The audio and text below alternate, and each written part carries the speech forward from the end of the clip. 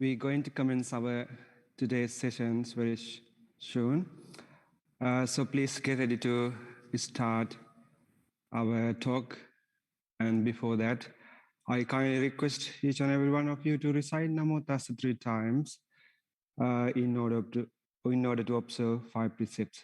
Please say Namo Tassa.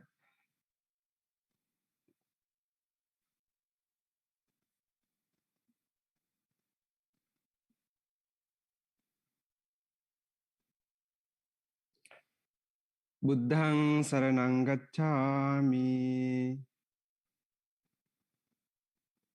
Dhammang saranang gacchami. Sanghang saranang gacchami. Dutiyampi buddhang saranang gacchami. Dutiyampi dhammang saranang gacchami. Dutiyampi sanghang saranang gacchami. Tatiyampi buddhang saranang gacchami. Tatiyampi dhammang saranang gacchami. Tatiyampi sanghang saranang gacchami. Saranagamanang sampunnang. Panatipatha veramani sikkhapadang samadhiyami. Adinnādāna veramani sikkhapadang samadhiyami. Kāmesu miccācārā veramani sikkhapadang samadhiyami. Musāvādā veramani sikkhapadang samadhiyami. Suramēraya majjapamā datthāna veramani sikkhapadang samadhiyami. Tisaranena saddhiṃ pañcasīlaṃ dhammaṃ sādhukaṃ surakkitaṃ kattvā appamādena sampādē thabbhaṃ. Samantā cakkavālesu atrā gacchantu devatā. Saddhammaṃ munirājassa sunantu saggha mokkhaдаṃ.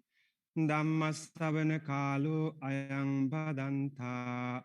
Dhammasavana kālo ayaṃ bhadantā. Dhammasavana kālo ayaṃ bhadantā. Namo tassa bhagavato arahato sammā sambuddhassa. Namo tassa bhagavato arahato sammā sambuddhassa. Namo tassa bhagavato arahato sammā sambuddhassa. Hiriyottappa sampanna sukha dhamma samahita. Santo sappurisā loke deva dhammāti uccare. Friends in the Dhamma, wholesome children and meritorious friends in the Dhamma. As usual, you all have gathered, being stay at your home to listen to the teachings of the Buddha.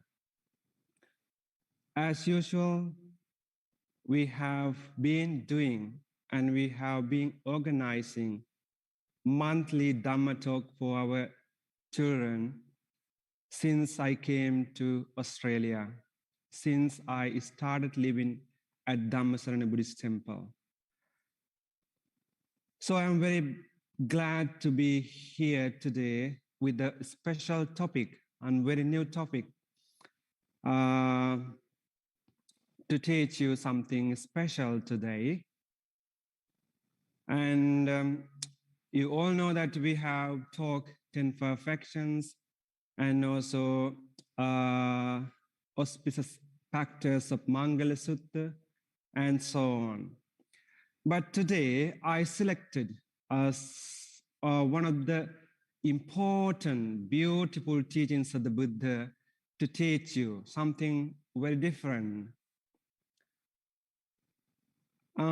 If you have seen my flyer of my Dhamma talk, and you may have come across the title of the talk today, right?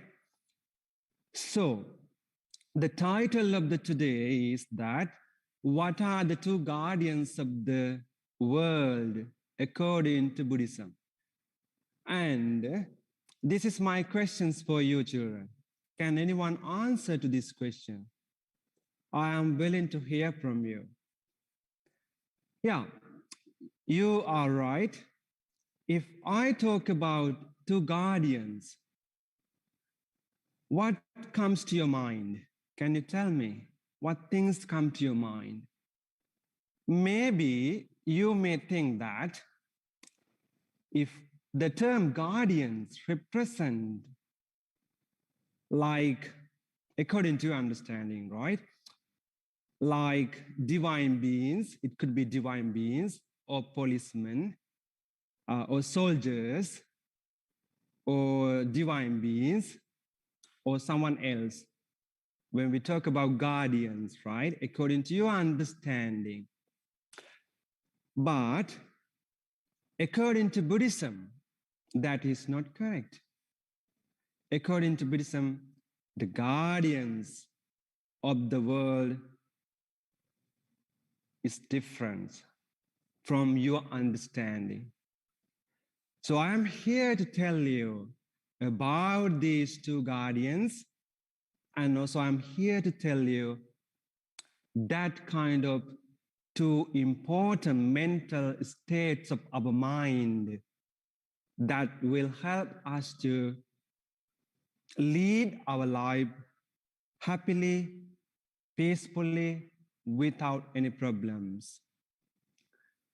So earlier, I recited one of the stanzas from the Buddha's teaching that is called Hiri Ottappa Sampanna Sukha Dhamma Samahita Santo Sappurisa Loke Deva Dhammati Uchare. What does that mean? The meaning goes in this way. In this world, if someone is ashamed and afraid of doing evil actions, and if one is fond of wide, wholesome deeds and possesses serene, noble qualities and virtuous qualities, such existence is considered as divine Dhamma, right? Maybe this explanation may not be very familiar to you, and it may not give you very precise understanding about our talk today. But don't worry, I am here to explain to you precisely in details. We live in the society like animals. We are like social animals, right? And we live together in the form of the society. We live with animals. Animals are also part of our society, and we are also the part of their society. So in order to sustain, in order to live peacefully and happily without any problems in this competitive world, we need to have some kind of laws, right? Enforcement of laws and orders to keep peace and ensure and justice for all the members of the society. Without laws and orders, it will be impossible for the society to function, right? So that's why the governments, they always introduce new rules and regulations to control the world and people. So we can say that, therefore, that all of us are under the protection of law, right? Especially in Victoria, Daniel Andrew is the one who passes the laws to the community. And if he asks someone to do something, if he asked people to do something, we are willing to follow his advice. Why? Because he represents the laws and orders of the government. But the Buddha has given, and Buddha has speaks for superior world conditions and states, moral protections for the people. They are more superior than secular so-called laws and orders. That kind of things give protection, superior protections to the world and people, moral, individual protections for the people. And also the children, you have to understand that this world is keep changing and the people indeed is changing, right? Nothing is permanent. Everything is subject to change, keep changing, right? So there must be a protective boundary to protect social people of the changeable world, right? There must be a applicable protective boundary among our society, among the people of the society to sustain, to live happily and peacefully. The protective boundary is known as Loka Dhamma, right? According to Buddhism, they are called Loka Dhamma, right? Loka means world, Dhamma means matters or qualities. In this context, we can consider Dhamma as qualities. From that two qualities, from that two mental states, people themselves are protected and you yourself are protected if you practice, if you have these two qualities, okay? Therefore, please listen carefully and I'm going to teach you this about these two qualities. There are two virtues according to Buddhism that provide us best protection for your life if you earnestly practice them. Only if you earnestly practice them. If you do not practice them, forget about the protection, right? So you may have to find some other kind of protections if you do not have these two qualities. Dveme bhikkhave dhamma lokam palinti. The Buddha said that monks, if you have these two qualities, the world indeed is protected. What are those two qualities? Moral shame and moral dread, right? Moral shame and moral fear. It's mentioned in one of the suttas, discourses of the Buddha in Anguttara Nikaya, numerical discourses of the Buddha. Charya Sutta is called the sutta. In that discourse of the Buddha, it explains if one practices these two qualities, qualities of moral shame and moral fear, that person is indeed protected and that society is indeed itself protected, right? And another place Buddha said that bhikkhus, there are two bright states that protect the world. What are those two bright states that protect the world? He said, moral shame and moral fear. Moral shame and moral fear.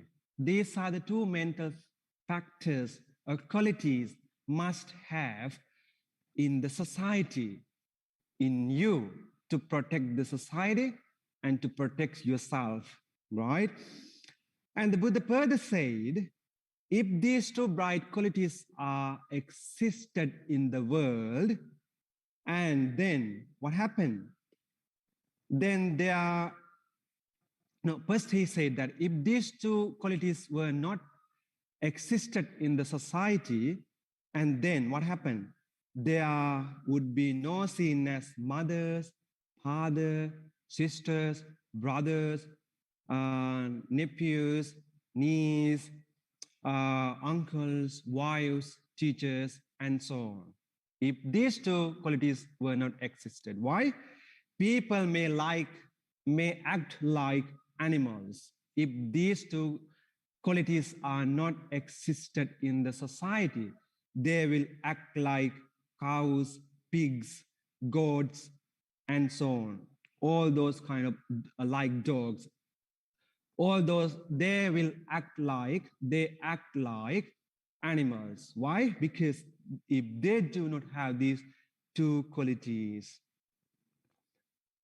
And the Buddha said that since if the people of the society, if they have these two qualities, and if they practice this moral shame and moral fear, there will be mothers, fathers, sisters, and nephews, wives, uncles, and so on. Why? Because they know how to respect the people if they have these two qualities. And they know how to respect their sisters and brothers and their mothers and their teachers if they do have these two qualities.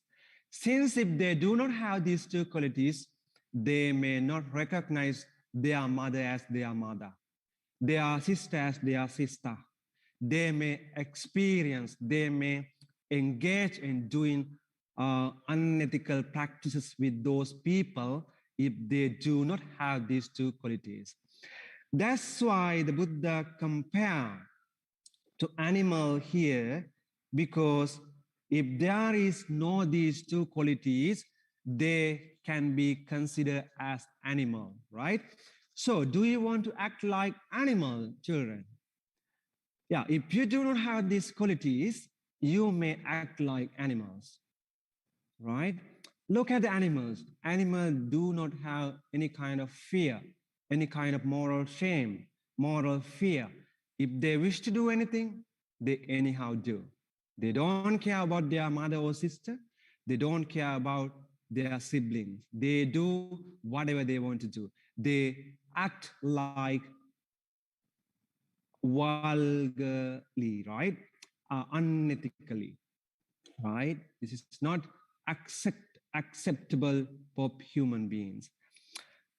And the Pali terms for these two terms, two mental practice, hiri and ottappa. Hiri mean moral shame, ottappa mean moral fear, right? Further, in one of the places in Digha Nikaya, Buddha has explained 7 types of powers, right? In there, I'm not going to explain those 7 types of powers, but I tell you, moral shame, hiri, and moral dread, ottappa, are mentioned in those places under the 7 types of powers. And also another place, the Buddha has explained again, Arya treasures, spiritual wealth which someone can gain. In there also Buddha has explained hiri and ottappa, moral shame and moral dread. So whenever you see this repetition of the Buddha, what can you understand? Why Buddha has explained these two mental states in different places? Because Buddha knew that. He knew that the importance of these two qualities, right? Therefore, he has emphasized these two mental states in many places in his teaching. So, therefore, please listen carefully and get more knowledge about these two mental states and qualities. You can see the importance of these qualities as safeguard So these qualities provide you safety in the society. Provide those things provide safeguard to the world. When which world are we talking about? Australia, Sri Lanka, or any other parts of the world are we talking about? Those two qualities provide safeguard one's world, individual world, your world. Your world is protected by these two qualities, right? And when you are protected by these two qualities, the world itself is protected. Why? Because there will not be a world without people, without human beings, right? So the society will form based on human beings, right? So therefore, you will be protected by these qualities, and the world itself will be protected if these qualities are existed, right? Therefore, the Buddha said that these two qualities are very important to protect our world. Do you think, children, military, a defense, a policeman, or missiles or weapons will protect the world? Oh, yes, indeed. Those military items or weapons, although all those things may provide you some certain protection. But if you want to get the best protections to yourself and to the society, trust me, trust the words of the Buddha. Moral fear and moral shame are the two protective mental states that provide the best protections to yourself and to the society.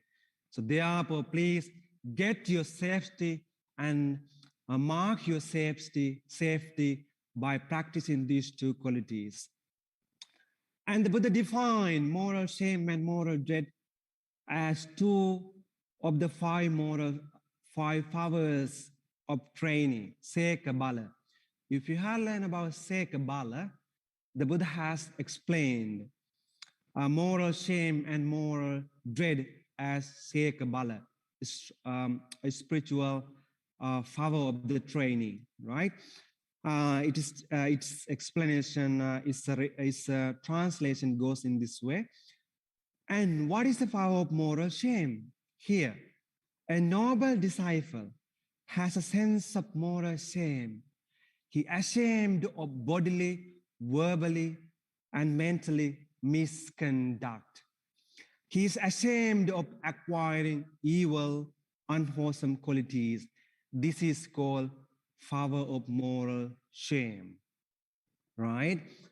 So that person ashamed to do bodily, verbal, and mental misdeeds, misconducts. That is called moral shame, power of moral shame. And what is the power of moral dread? He said, a noble disciple dreads wrongdoing. He dreads bodily, verbal, and mental misconducts. He dreads acquiring evil, unwholesome qualities. This is called power of moral dread. It's mentioned in the Anguttara Nikaya, Vittata Sutta. I don't worry about those Pali terms. And without this Ahiri and Ottappa, without these mental qualities, mankind will sink into the evil depths. They will act like animal. They will do lots of unwholesome, funny things if they do not have this kind of hiri and ottappa, moral shame and moral fear. Today, most of the people are avoid of moral shame and moral fear. They do not have these two qualities. If they do not have these qualities, they do lots of bad things, right? For example, I want to give you some examples about about these two qualities and the people who do not practice these two qualities, and the society where there are no existence of these two qualities, we can find many down syndromes or downgrade of the society, many problems of that society. For example, modern time, in terms of concerning about the modern passion, many people dress indecently. They do not dress decently. Do you dress decently, children? Maybe you dress, you do this dress. But your sisters and your friends may not dress decently, right? Most of the time, young children, young people, matured people, they dress indecently. Maybe I can't say matured, immature people. We can see many young people today wear ripped clothes and clothes which has many patches on them. What is the purpose of wearing clothes? The purpose of wearing clothes is to cover your body. Isn't that so? Right? So why do people wear clothes? They want to cover their body, right? So when they wear those ripped clothes and the clothes which has lots of patches on it, do those clothes fully cover their bodies? I question you. Do they? Are they? I don't think so. All right. So most of the time, these ripped clothes and the clothes which has a lot of patches on it may not fully cover their body, right? Many people think that it is a passion to wear ripped clothes, but they do not know that when they wear those ripped clothes, many parts of their bodies are uncovered, right? Why people do those things? Because they do not have this kind of two qualities, mental factors in their mind. They do not have moral shame. They do not have moral dread, right? That's why they practice these things. It is okay to follow the passion, but you have to follow the decent passion, not indecent one. If you wear the indecent one, if you follow the indecent passion, many people may criticize you. And also, most of the time, young children eat indecently and eat improperly. So how should we eat our food, my children? We should eat our food mindfully. Do we eat our food mindfully? I have a question for you. Do you eat your food mindfully? If you do, you are very good. That means you have moral shame and moral fear, right? But most of the time, we do not have moral shame and moral fear when we eat food. Most of the time, people eat food while they travel on the buses, on the train, on the bicycle, and some other form of public transport. In some countries like in Singapore, because I stayed Singapore before, and I know the system in Singapore. Singapore, eating food in MRT or in public transport is not allowed. Is not allowed. Why? Because it is a law of Singapore. It is not allowed eating the food in MRT or public transport in Singapore. But some children, they violate that rule. They violate that rule, and then what do they do? They anyhow eat that in the MRT and in the bus. They violate these rules. Why? Because they do not have this kind of, because of not having this kind of moral shame and moral fear.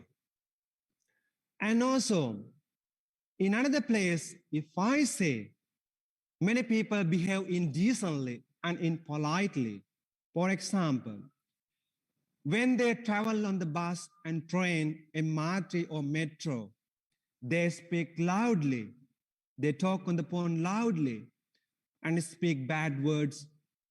Sometimes young children vandalize public properties, drawing funny things and bad words on the walls, trees, and on the roads. Why do they do those things? Because they do not have such kind of moral shame and moral fear. Sad to say that, right? Most of the time, young children, they do not have this practice, right?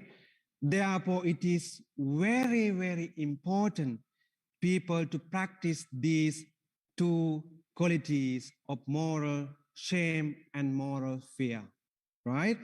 And also, most of the time, our children, they speak indecently towards their teachers, towards their friends, towards their grandparents and brothers and sisters. They speak indecently. They speak bad words. They speak harsh words towards them. Why? Because they do not have this kind of moral shame and moral fear. Therefore, it is very, very important, very, very appropriate people to practice these two important qualities in their life. So, moral fear and moral shame, how does this arise? And what is the origination of moral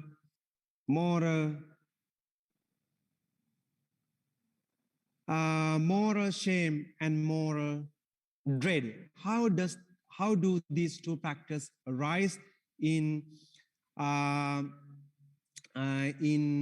life? Now, though these two qualities are similar, we can say that moral shame as a good quality is directed internally. Moral shame usually arises from within ourselves, right? Within ourselves. So if the person, moral shame is directed internally and moral dread is directed outwardly. It causes from outward things, but moral shame usually cause internally, right? For example, we may understand moral shame as a sense of conscience or self-esteem, right? Which upon reflecting on unwholesome actions, considering them unworthy for oneself, he said, if I were to act in this way, I would be ashamed of my conduct, of my misconduct. So, moral shame usually arises from yourself. It arises within you.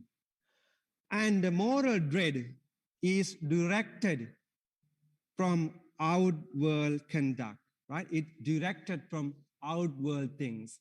Moral dread usually arises from due to the conditions and consequences of outside world. I will explain to you later, right?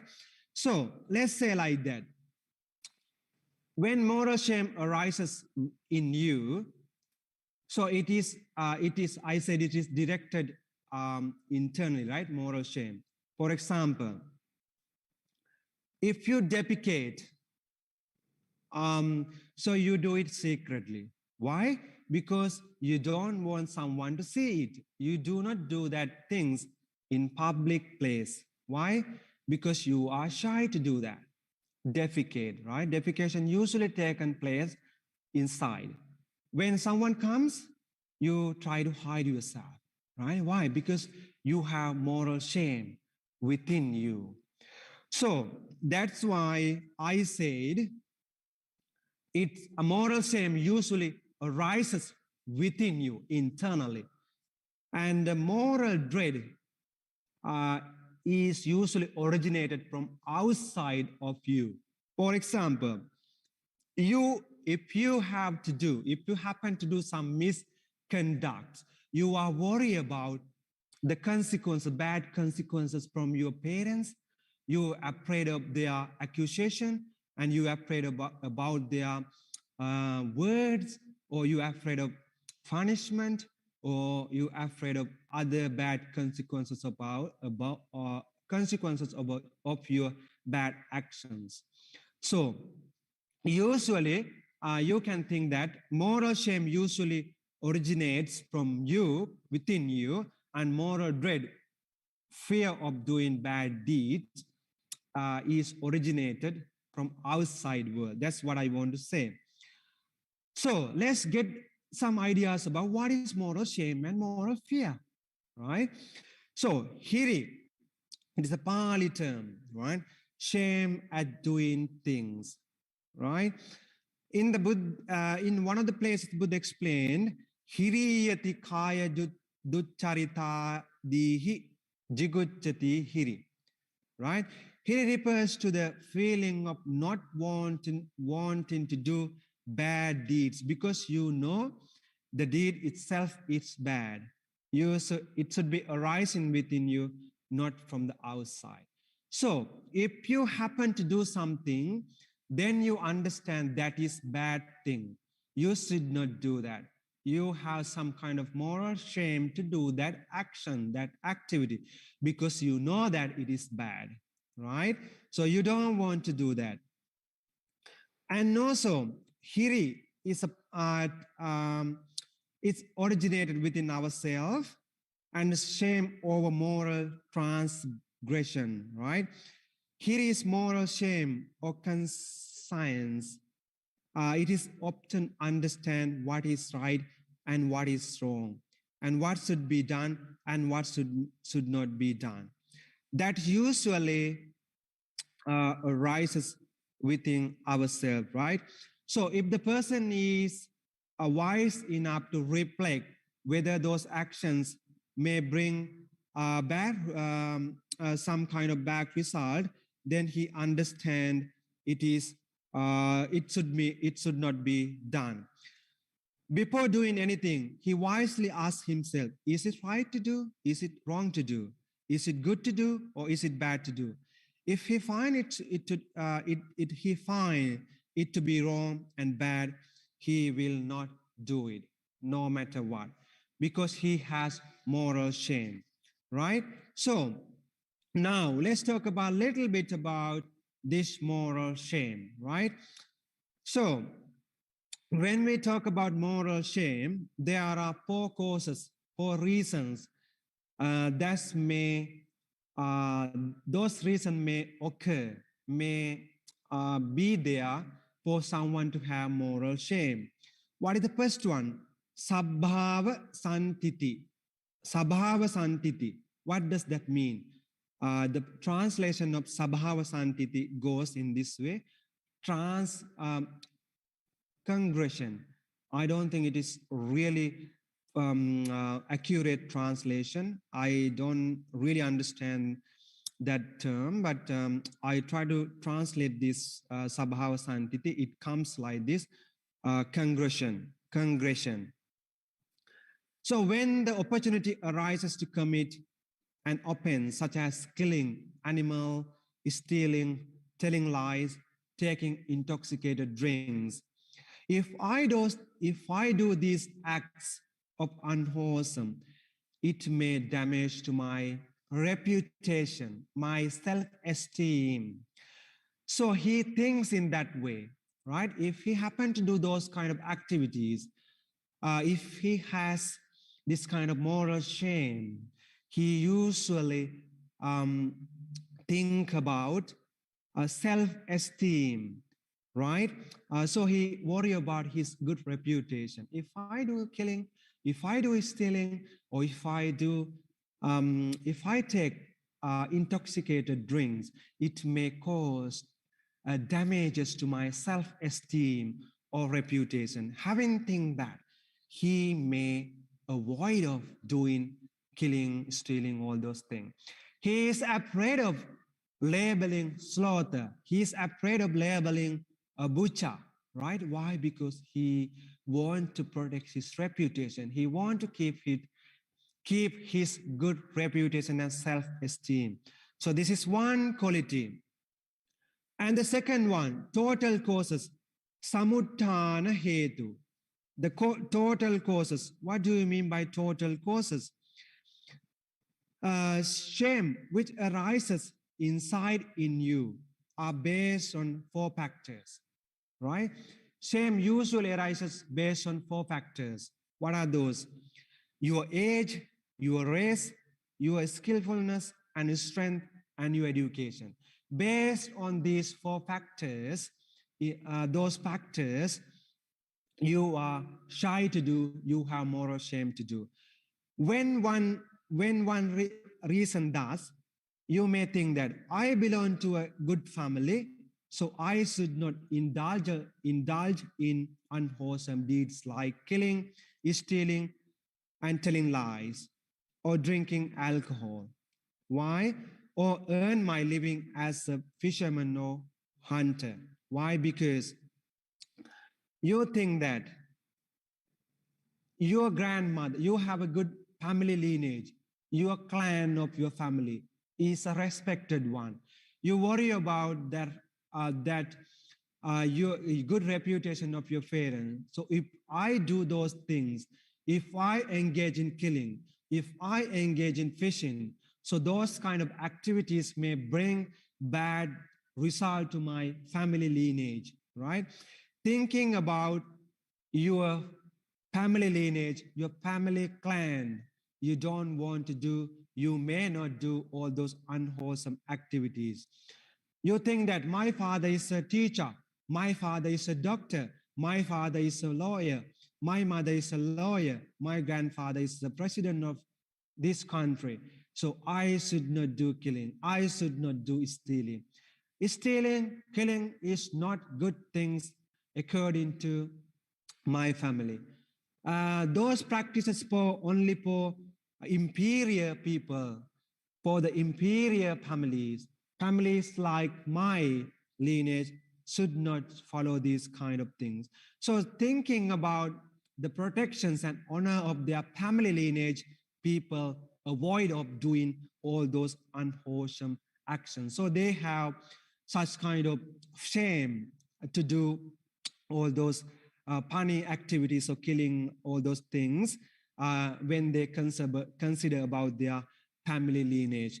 And also some people, the educated will thus reason thus. If you are a learned person, if you are an educated person, you think that I am a wise person, I am an educated person.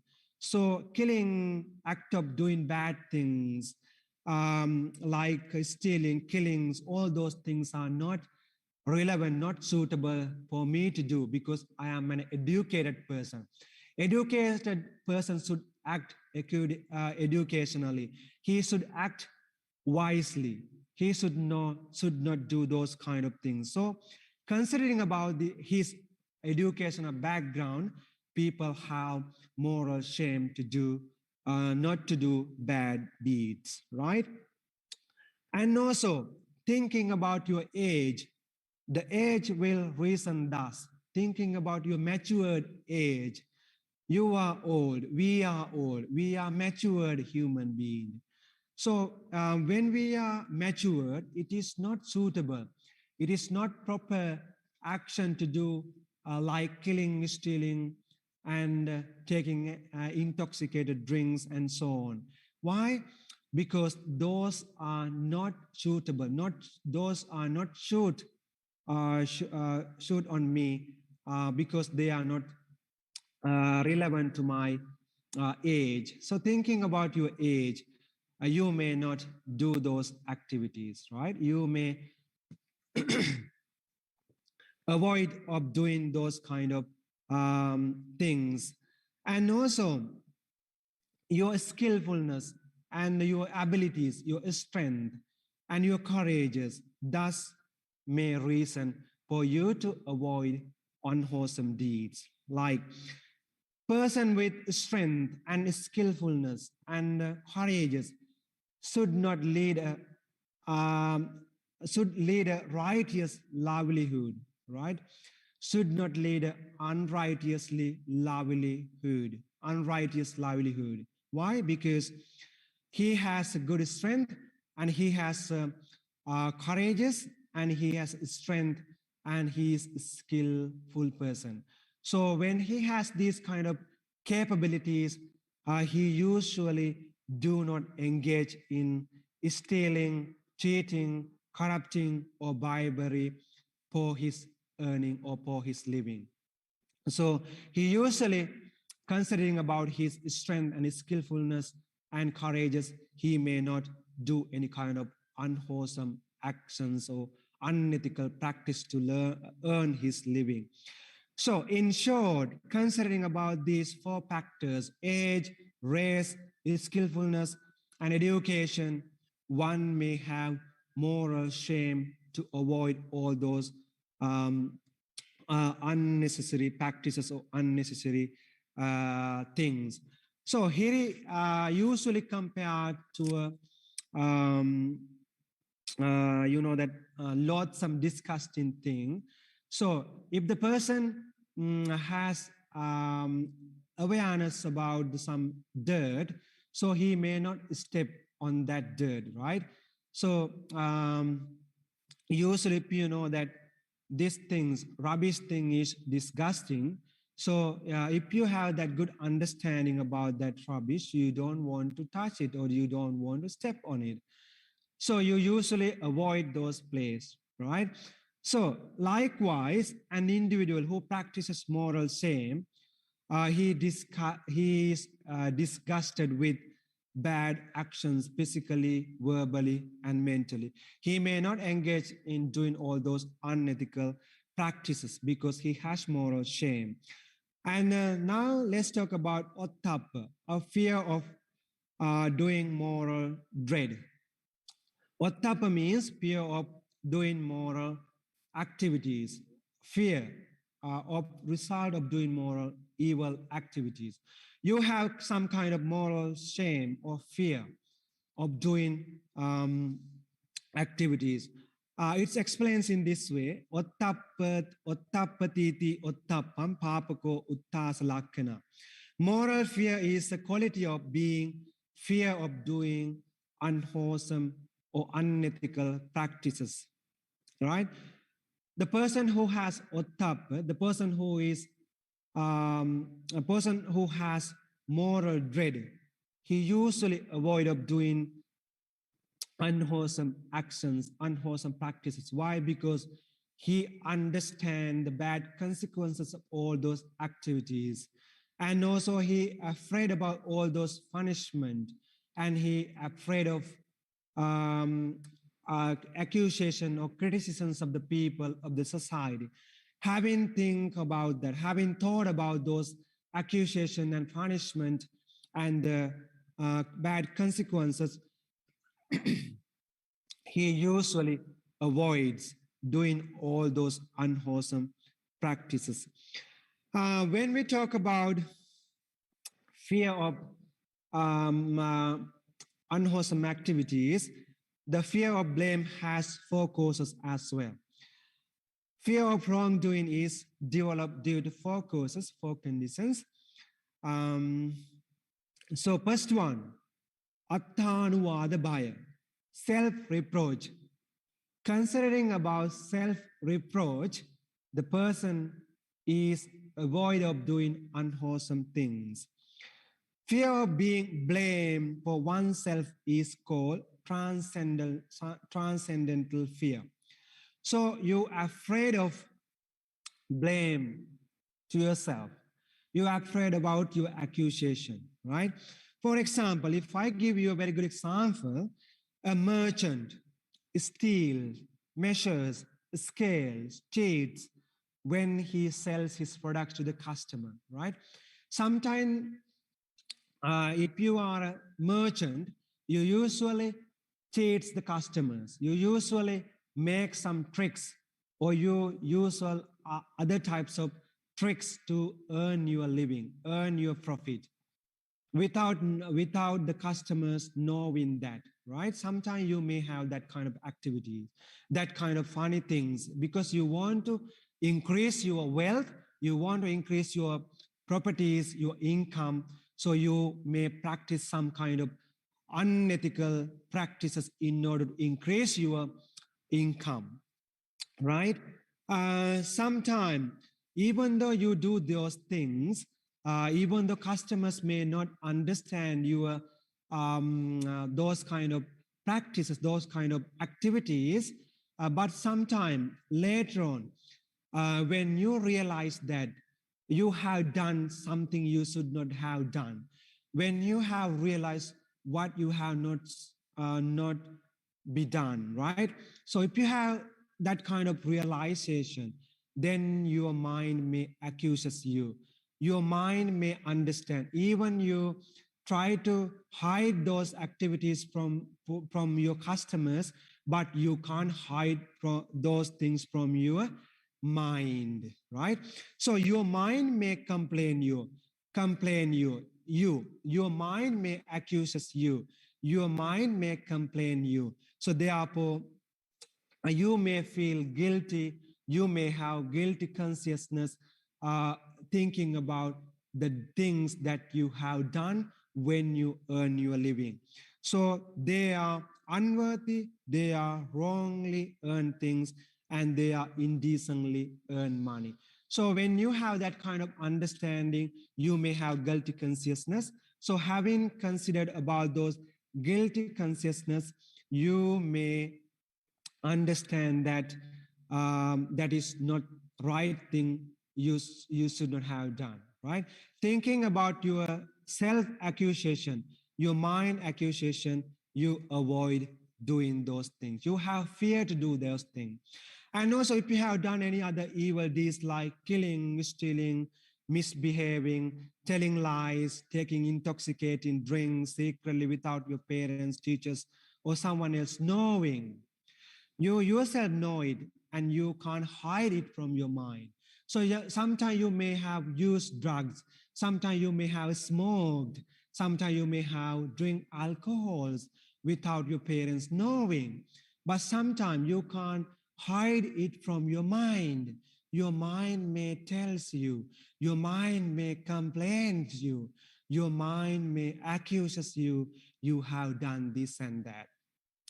You shouldn't have done this and that.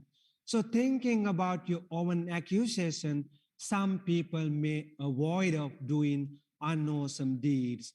So you may have moral fear of doing unwholesome deeds, thinking about your own accusation, attanubhaya. And the second factor, paranuvada bhaya, being accused by others. So you fear of blame, fear of being blamed by others is called paranoid fear.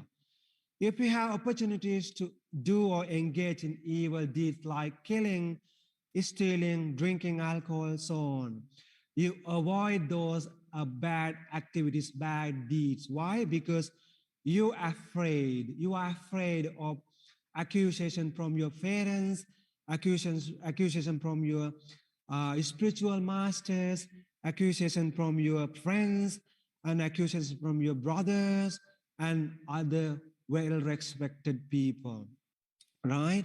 So if they see or if they hear that you have used drugs, if they see or if they hear that you have killed animals, if they hear or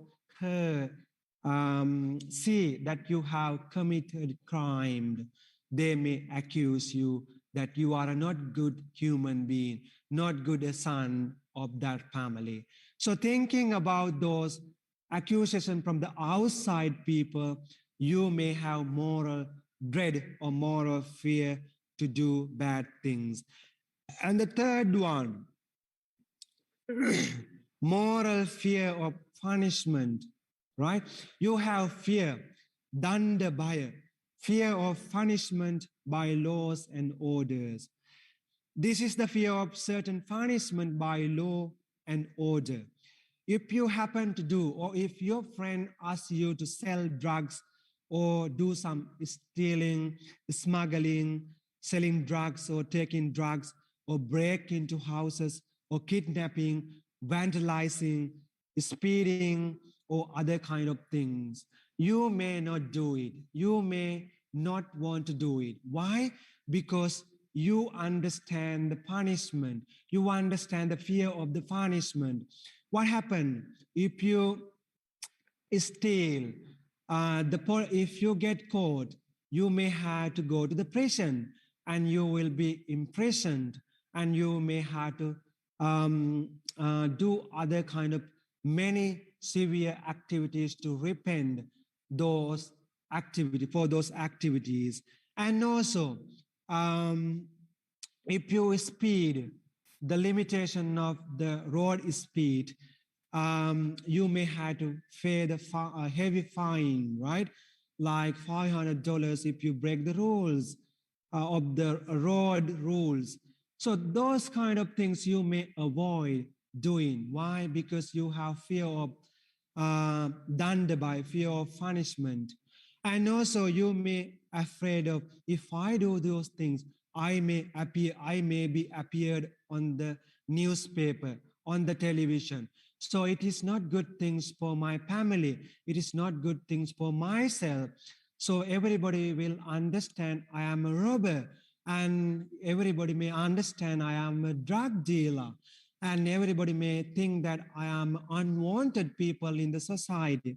So thinking about the severe punishment of the police, severe punishment of the people, of the government, of the society, people may not engage in doing all those unwholesome activities like killing, stealing, selling drugs, and vandalizing, and so on, right?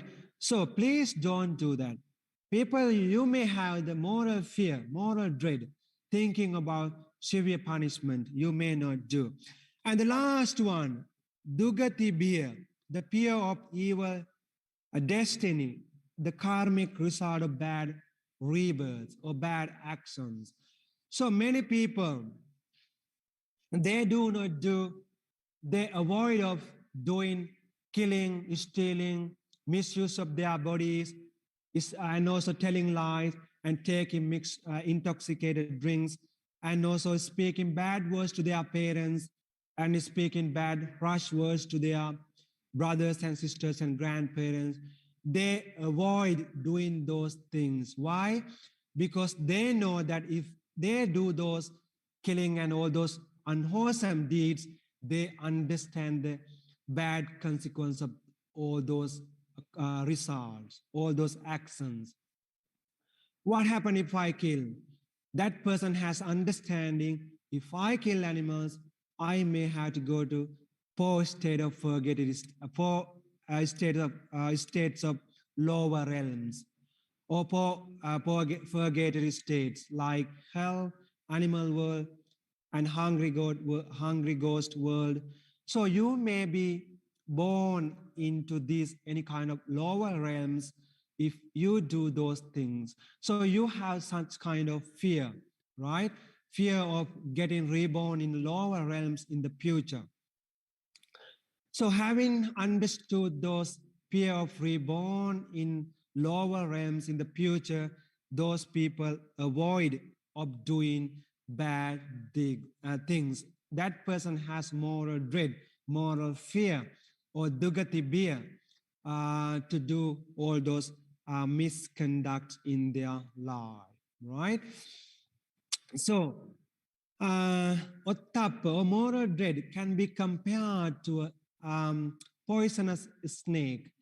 So usually if you understand that snake is a fatal one, so you avoid snake bite, right? You don't want to touch it. You don't want to play with the snakes. Why? Because you know that that snake is fatal and you avoid snake biting.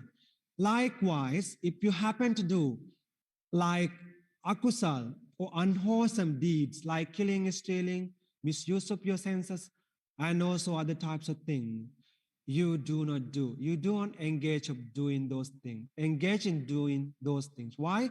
Because you understand there are bad consequences, right? And even if you do not understand their punishment from the government or from someone, but you still believe in karma. Good karma may bring good result, bad karma may bring bad result.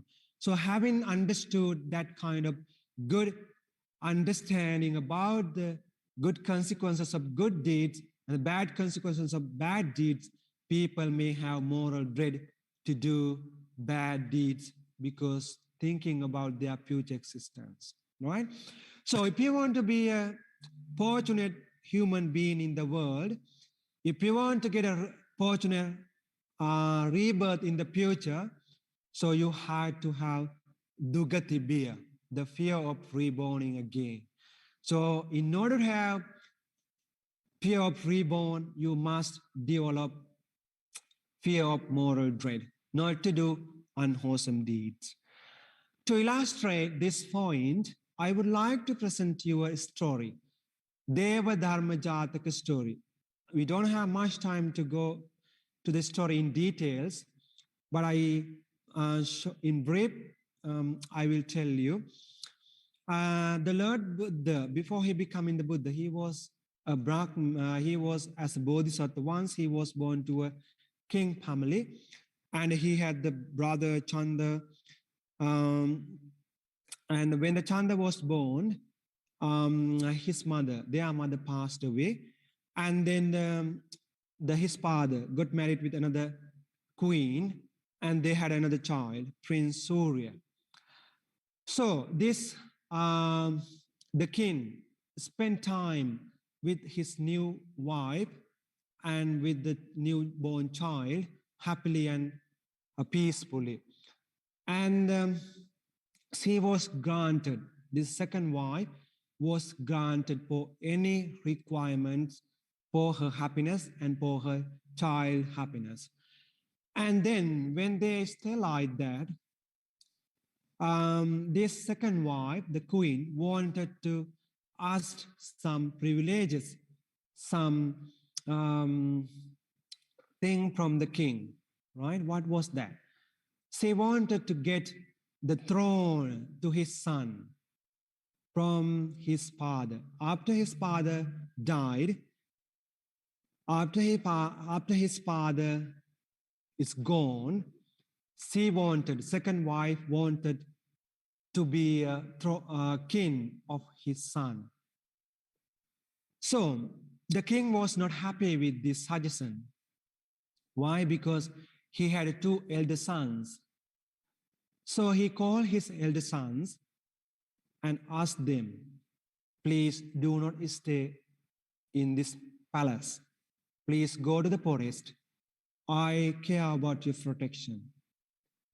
If you stay in this palace, this second queen may do some things to harm your life. So therefore, please do not stay at this palace. Please go to the forest. So having got the advice from his father, the Bodhisattva and the Chanda decided to leave from the house and stay in the forest. When they start their journey to the forest, the little one, the younger brother, half brother of their Surya, decided to join them. And three of them went to the forest and they spent time. And one day, what happened? The Bodhisattva asked Surya to go and have bathe or bath from the lake or from the pond where there was one. And he asked, please go and have your bath and get some fresh flowers and food. And he went there.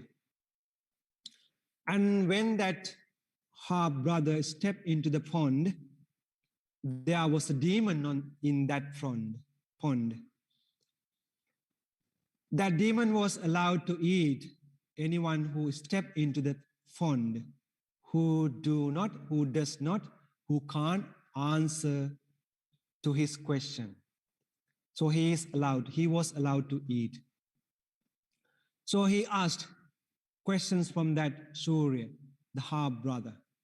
What was the question? He asked, what is Deva Dharma? What is the divine qualities? He said, sun and moon. And the demon knew that that is not the right answer. So he took him and placed underneath of the pond. And then, having seen disappearance of his half brother, Chanda went there. And when the Chanda stepped into the pond again, the demon appeared again and asked him, what is the Deva Dharma? What is divine Dharma? He said, four quarters of heaven, four direction of the heaven. And the demon knew that that was not the answer he expected. And then he took him and he was placed underneath of the pond. And the Bodhisattva knew that something has happened. Something had happened. So he appeared there. And he knew that. Demon knew that this is not the Bodhisattva was not like ordinary person. Why he was not step, or why he was not going to enter into the pond? What is the reason? So he asked. He disguised in the form of normal person, the demon. He appeared in front of the Bodhisattva. He asked Bodhisattva, why didn't you step into the water pond? Why don't you get lotus from this pond? Why don't you get water from this pond? He said, I would like to get. But he said, you can step into my pond and you can drink and you can eat whatever you want, but you have to do something else. What is that? You have to answer to my question.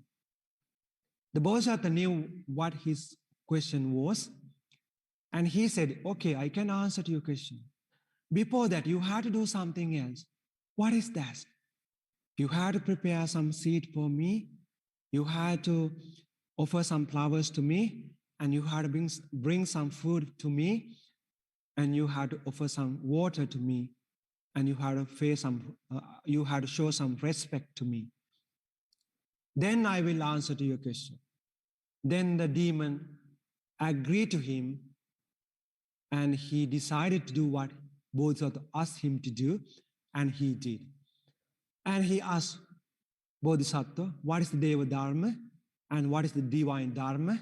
And the Bodhisattva said, avoid of unwholesome deed or sin, unwholesome misconducts. That the demon was pleased with his answer. The Deva Dharma, the Bodhisattvas meant is that avoid of sin means moral fear and moral dread. So the demon was happy and pleased with his answer. And he decided, and he said, well, I was very pleased with your answer, so I'm happy to release your two brothers. Which one do you want to select? Which one do you want to get if I release your two brothers? He said, I will select the younger one.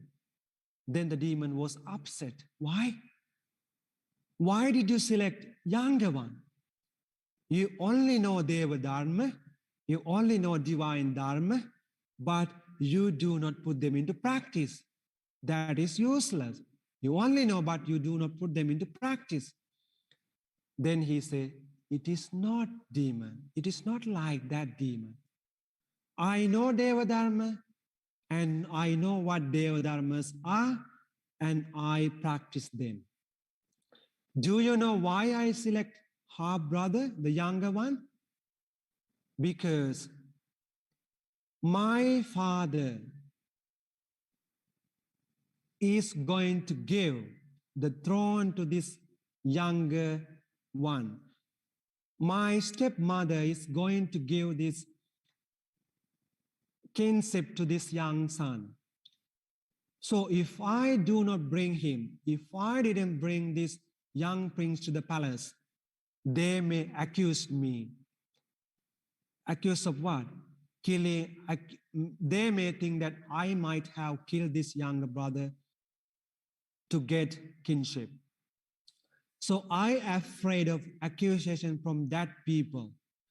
I have fear of accusation from the people of the palace, from the outside people. So thinking about those accusations, those blame, I selected this half brother to bring with me.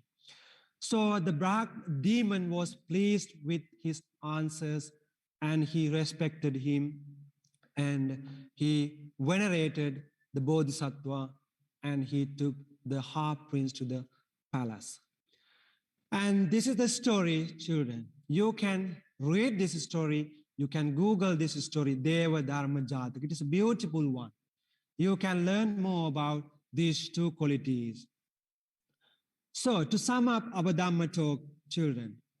So these two qualities are very important to our life, right? Moral shame and moral fear. So moral shame is fear to do, shame to do something bad, unwholesome deeds, right? You have some shyness or shame to do some unwholesome deeds. And also moral dread or tappa. You have some moral dread to do some bad deeds. So if you have these two kinds of qualities in your life, you will be protected. Your society will be protected. Your parents, your brothers, sisters, your wives, and all the members of the society will be protected. And there will be harmonious society. There will be peaceful society if you practice, if you have these two qualities of moral shame and moral fear. If you do not have these two qualities, you can't differentiate you from animals. You may act like animals. People may act like animals if they do not have these two qualities. Therefore, it is very appropriate, it is very important for you to have these two qualities, mental qualities, in order to protect yourself and not in order to protect your world and in order to protect your environment. I wish you all the best. Teruvan Sarana. Akasattha cha bummattha devanaga mahiddhika punyantang anumoditva chiran rakkantu sasanam. Akasattha cha bummattha devanaga mahiddhika punyantang anumoditva chiran rakkantu desanam. Akasattha cha bummattha devanaga mahiddhika punyantang anumoditva chiran rakkantu tvam sada. Abhivadana silescha niccang vaddhapachayino chattaro dhamma vaddhanti ayuvanno sukham balang ayurarogya sampatti sagga sampatti mevacha ato nibbana sampatti minate samijjatu. I wish you all the best and good luck and good health. See you next month. Teruvan Saranai.